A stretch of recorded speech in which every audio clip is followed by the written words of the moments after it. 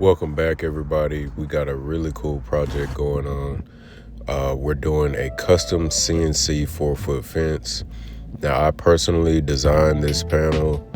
I got inspiration from Pinterest, found some designs that I liked, got them rendered up, mocked up, and this is what we came up with. This was not an easy task. My customer knows exactly what they want and they know exactly what they don't want.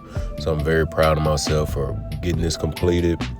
We're on a busy road, so we're gonna get a lot of eyes on this project. So this is how it turned out. Let me know what you think.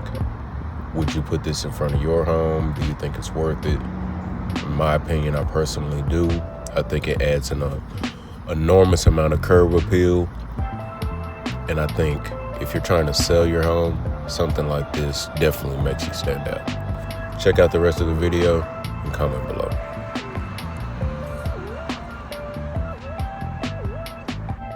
We love our fence that Trevor did for us. It's absolutely beautiful. It's a piece of art. It's not just a fence. And if you need any fence work, call Trevor Donaldson with Seiko Fence.